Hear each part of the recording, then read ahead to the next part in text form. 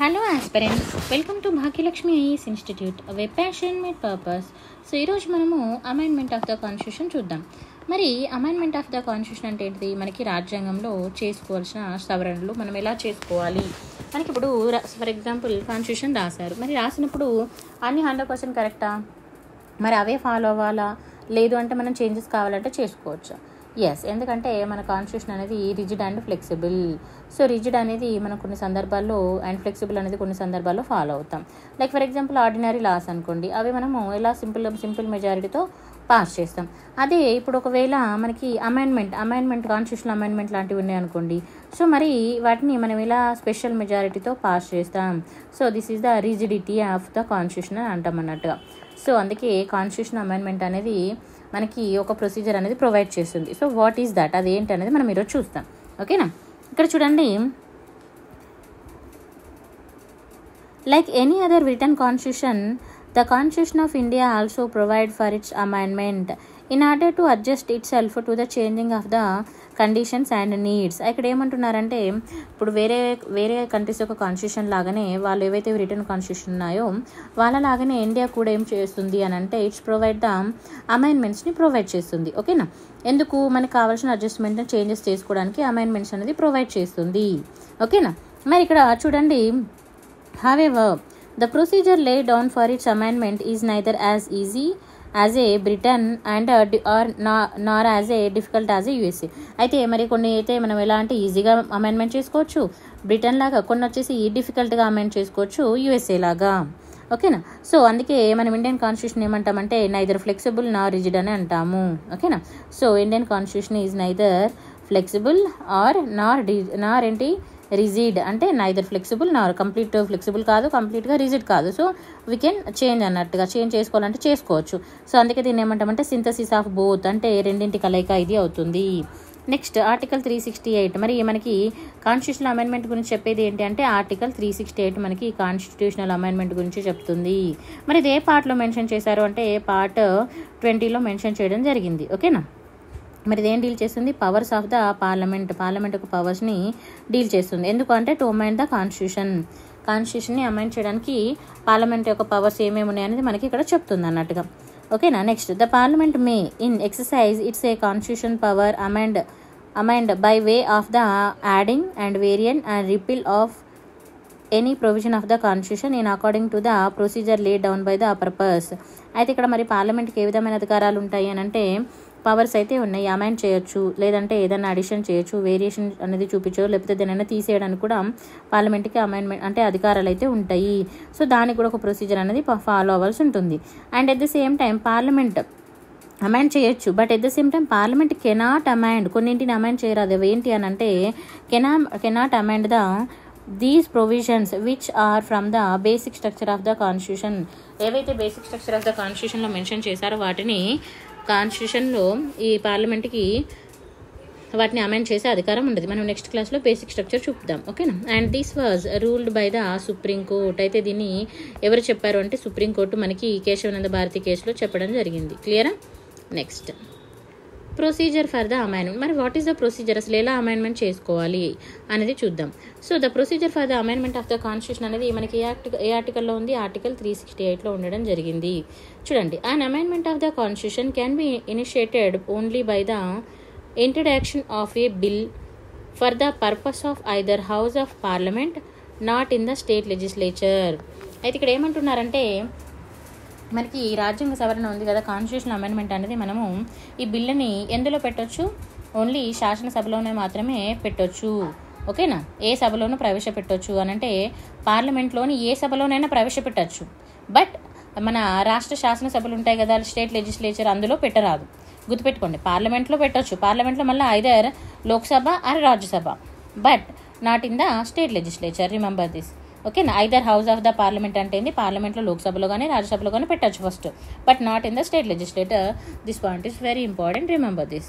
Next, after that the bill can be introduced either by a minister or by a private member and does not required a prior permission of the president. అయితే ఇక్కడ ఏమంటున్నారంటే bill అనేది మరి ఎవరు introduce చేయొచ్చు amendment bill అని అంటే parliament member కానీ, లేదంటే మినిస్టర్స్ ఉంటారు కదా, సో మినిస్టర్ కానీ, మినిస్టర్ అయినా పెట్టొచ్చు, లేదంటే పార్లమెంట్లో ఏ మెంబర్ అయినా పెట్టొచ్చు. ఓకేనా. మరి ఇది ఖచ్చితంగా ప్రెసిడెంట్ యొక్క ప్రియర్ పర్మిషన్ అవసరమా అంటే it's not required. Prior permission అనేది అవసరం లేదు. ఓకేనా. Remember this point also important. And after that so the bill must be passed in each house by a special majority. So ఇక్కడ ఏమంటున్నారు, మరి ఇప్పుడు బిల్ పెట్టిన తర్వాత బిల్ అనేది ఖచ్చితంగా స్పెషల్ మెజారిటీతో ఆమోదం పొందాలి. Remember this. ఓకేనా. And that is a majority of the total membership of the house and the majority of the 2/3 of the members of the house present and voting. ఇప్పుడు total membership ఉంటారు కదా, so అందులో ఖచ్చితంగా 2/3 members అయితే ఖచ్చితంగా వాళ్ళు attend అవ్వాలి and vote వేయాలి. Remember this.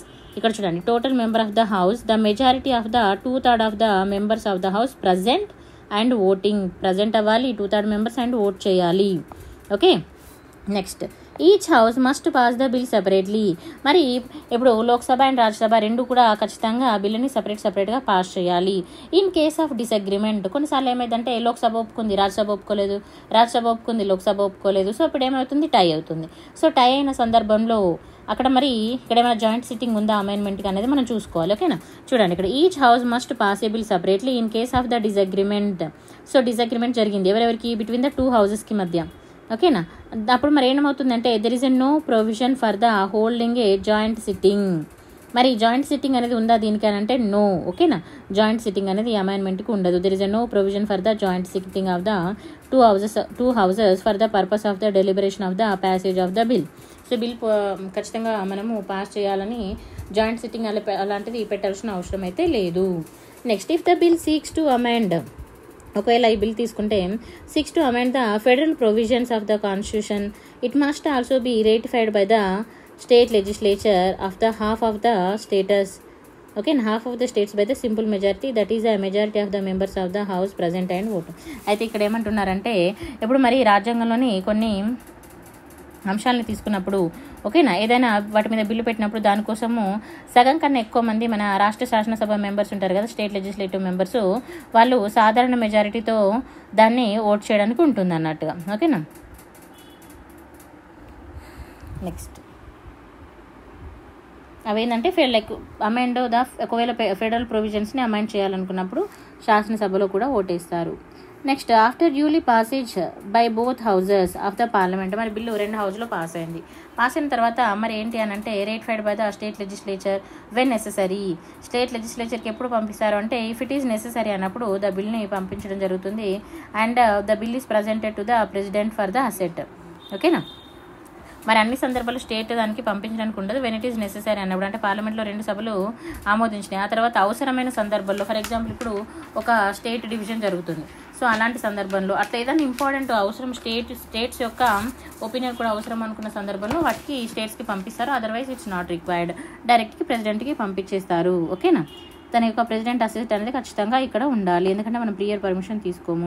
And the president must give assent, ఖచ్చితంగా తన అంగీకారాన్ని చెప్పాల్సి ఉంటుంది బిల్ పైన. He can neither withhold his assent to the bill nor return to the bill for the reconsideration. తనకి మరి ఈ బిల్లుని తన దగ్గర పెట్టుకోవడానికి కానీ లేదంటే పునర్పరిశీలనకు పంపే అధికారం కానీ లేదు. Remember this. ఓకేనా. నెక్స్ట్, రాష్ట్రపతి అనుమతి పొందిన తర్వాతనే బిల్ అనేది ఏమవుతుంది, యాక్ట్ అవుతుంది, చట్టంగా మారుతుంది. దిస్ పాయింట్ క్లియర్ కదా.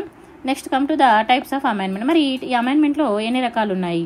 సో మనం ఆర్టికల్ 386 ప్రకారం తీసుకుంటే provide for the 2 types of the amendments. మనకి ఎన్ని రకాలు ప్రొవైడ్ చేస్తుంది? 2 టైప్స్ని ప్రొవైడ్ చేస్తుంది.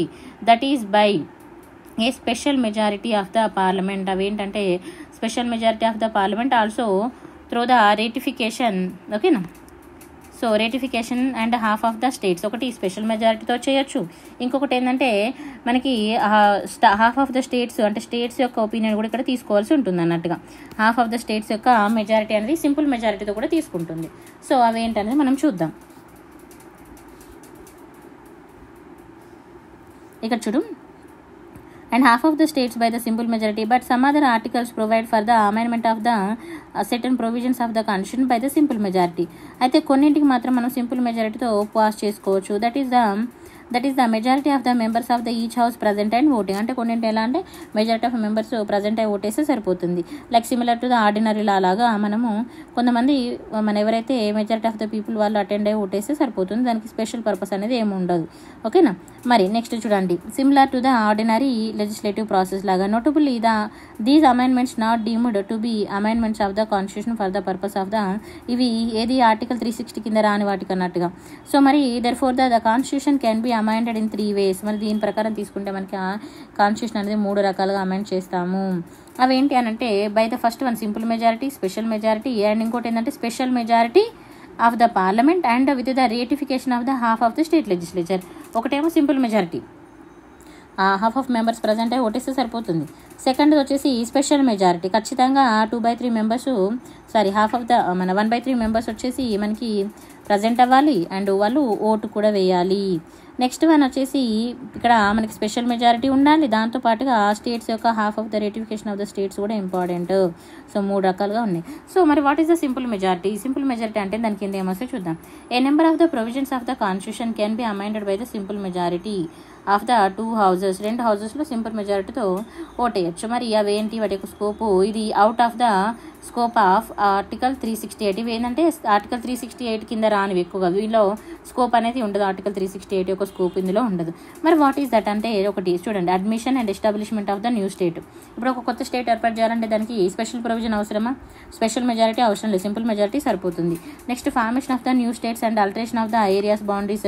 ఇప్పుడు ఒక న్యూ స్టేట్ని ఫామ్ చేయాలన్నా దాని యొక్క బౌండరీస్, ఆల్రెడీ ఉన్న బౌండరీస్ని మార్చాలన్నా, ఇప్పుడు తెలంగాణ ఆంధ్ర బౌండరీస్ చేంజ్ చేశారా లేదా, సో తర్వాత నేమ్ మార్చుకోవాలన్నా కూడా సో దానికి సింపుల్ మెజారిటీ సరిపోతుంది. Next abolition and creation of the legislatives in state.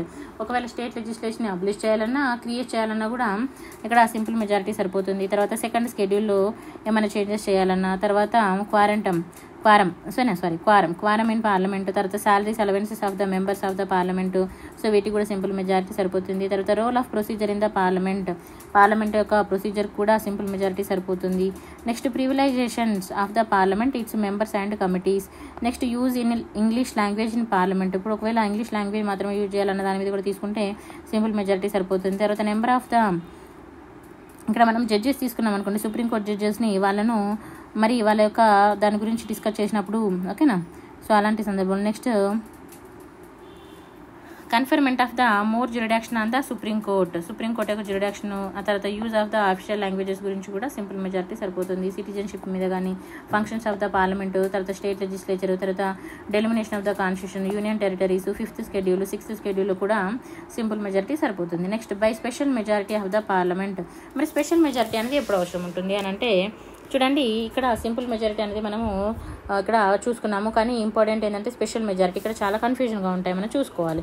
So special majority అన్నప్పుడు చూడండి, the majority of the provisions in the constitution need to be amended by a special majority of the parliament that is the majority of the total membership of each house. ఇక్కడ ఏమంటున్నారు, మన majority ఉన్న అంటే membership ఉంటుంది కదా హౌస్లో, so total membership of the house ఎవరైతే ఉంటారో వాళ్ళు మెజారిటీ ఆఫ్ ద పీపుల్ మొత్తంలో అంటే మొత్తం మెజారిటీ ఆఫ్ పీపుల్ ఎంతమంది, majority of the 2/3 of people అనే వాళ్ళు మనకి అక్కడ ప్రజెంట్ అయి ఓట్ వేయాలి. మొత్తంలో 2/3 మెంబర్స్ మనకు ప్రజెంట్ అవ్వాలి అండ్ ఓట్ వేయాలి. Next the expression of the total membership అంటే మరి అర్థం ఏంటి అని అంటే మొత్తం ఎన్నుకున్న వాళ్ళు మొత్తం కాదు, గుర్తుపెట్టుకోవాలి. So total membership means the total number of members comprising the house irrespective of fact whether there are the vacancies or అబ్సెన్సెస్.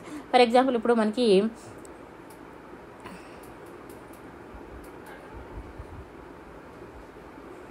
చూడండి, ఇప్పుడు ఫర్ ఎగ్జాంపుల్ మనకి ఇక్కడ 500 సీట్స్ ఉన్నాయి అనుకోండి.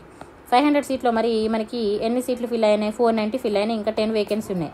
సో అప్పుడు మరి మెజారిటీ ఇక్కడ మనము టోటల్ మెంబర్షిప్ అన్నప్పుడు 490 వస్తుందా 500 వస్తుందా అంటే 490 వస్తుంది. వేకెన్సీస్ అనేది క్యాలిక్యులేట్ అవ్వదు, గుర్తుపెట్టుకోవాలి, ఓకేనా.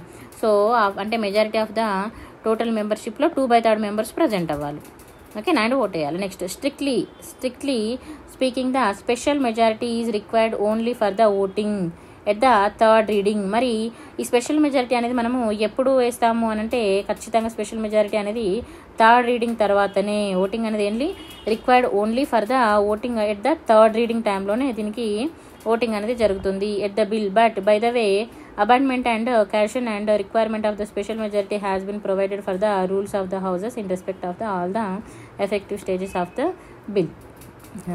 Next the provision which can be amended by this way. ఒకవేళ ఈ వేలో మనము అమెండ్మెంట్ చేయాలనుకున్నప్పుడు ఎలాంటివి తీసుకుంటామంటే like fundamental rights, directive principles and all other provisions which are not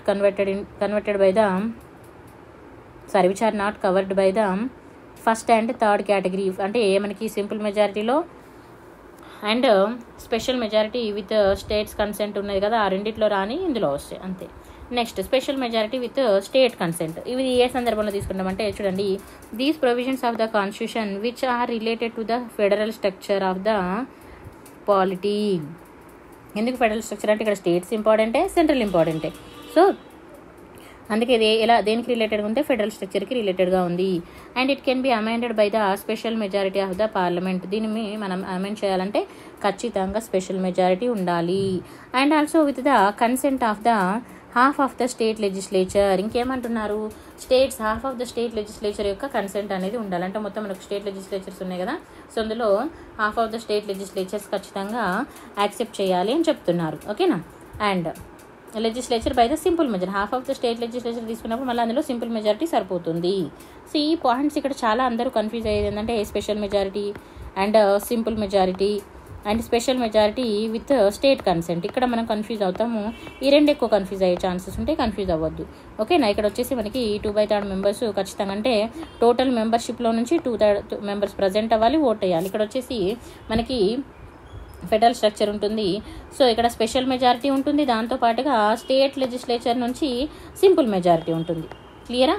ఈ రెండు కూడా మిక్స్ అయితేనే ఇది థర్డ్గా వస్తుంది. And if any one or some all the remaining states take no action on the bill it does not matter. కొన్ని ఇప్పుడు for example కొన్ని స్టేట్స్ అసలు దాని మీద ఎలాంటి యాక్షన్ తీసుకోవాలనుకోవట్లేదు బిల్ మీద, so they want to remain సైలెంట్గా ఉండాలనుకున్నారు. సో అది మనకి ఏ విధంగా ఎలాంటి ఎఫెక్ట్ చూపించదు. And the moment of the half of the states give their consent the formality is completed.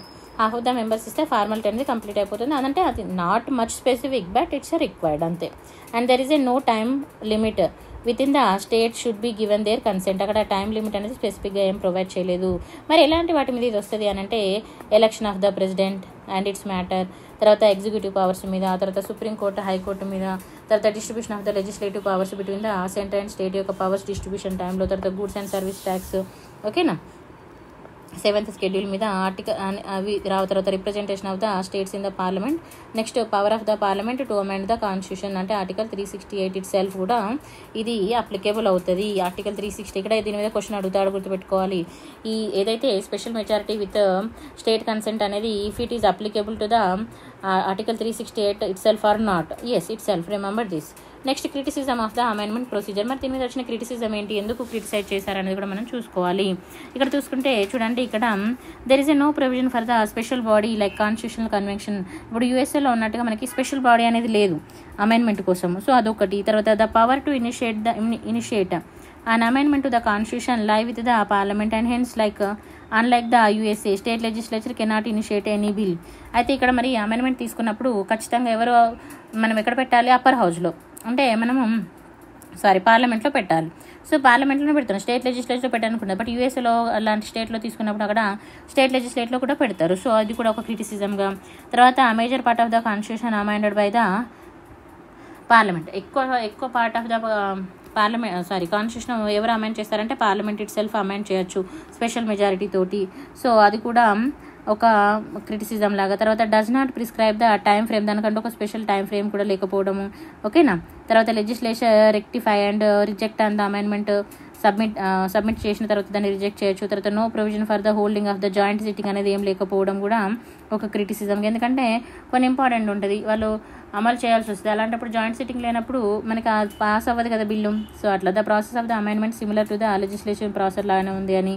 So ఇలా తర్వాత సింపుల్ మెజారిటీ తోటి స్పెషల్ మెజారిటీతో చేస్తున్నారు. అలా మనకి డిఫరెంట్ క్రిటిసిజం ఉంటాయి. జస్ట్ ఒకసారి ఇది చూసుకుంటే ఇది మీకు మెయిన్స్ ఎగ్జామ్లో యూజ్ అవుతుంది స్పెషల్గా. ఓకేనా. The provisions related to the amendment procedure are took and sticky and hence leave a wide scope for the taking of the matter of the jurisdiction మీద కూడా వీళ్ళు వదిలేయడము. తర్వాత it is rightly said by the K C Wheare. ఇక్కడ మనకి ఈ K C Wheare ఏం చెప్తున్నారంటే strikes a good balance between the flexibility and rigidity అని చెప్పడం జరుగుతుంది. ఓకేనా. సో ఇది మనకి ఇంపార్టెంట్ అన్నట్టు, ఇది ఒకసారి చూసుకోవాలి, ఇది సరిపోతుంది. సో నెక్స్ట్ తీసుకుంటే మరి ఇంకా ఇంపార్టెంట్ ఏంటంటే the assembly has not only refrained from the assembly has not only refrained from the putting a seal of finality and infinality upon this constitution and అంటే ఇక్కడ మనం అసెంబ్లీ తీసుకుంటే దీని మీద ఎలాంటి లైక్ పెద్దగా ఎఫెక్ట్ అనేది ఏమి ఉండదు కదా. స్టేట్ అసెంబ్లీ యొక్క రోల్ అయితే చాలా తక్కువ ఉంటుందని. తర్వాత ఇంకా కేసీఆర్ దీని గురించి ఏమన్నారంటే అమెండ్మెంట్ ప్రొసీజర్ అనేది కంటైనింగ్ ద కాన్స్టిట్యూషన్ ఆఫ్ ఇండియాలో అని ఇక్కడ వెరైటీగా ఉందని వీళ్ళు కామెంట్ చేయడం జరిగింది. సో ఇది మన అమెండ్మెంట్ ఆఫ్ ద కాన్స్టిట్యూషన్ అండి. మీకు వీడియో నచ్చితే లైక్, షేర్ అండ్ సబ్స్క్రైబ్ చేయండి. నేనైతే చాలా స్పీడ్గానే చెప్తున్నాను, ఐ నో దాట్. బట్ నేను ఎందుకు స్పీడ్గా చెప్తున్నాను అని అంటే సో ఇక్కడ నాకు తెలిసి మరీ డిఫికల్ట్ అయితే లేదు. ఇఫ్ యూ ఫీల్ డిఫికల్ట్ కొంచెం స్లో మోడ్లో పెట్టుకొని చూడండి. లేదు ఇంకా ఏదైనా చేంజెస్ కావాలంటే just you can message to my number also 9618273181. మనకి నెంబర్ కూడా మనం ప్రొవైడ్ చేసాము. Thank you so much for watching. If you like the video, like, share and subscribe.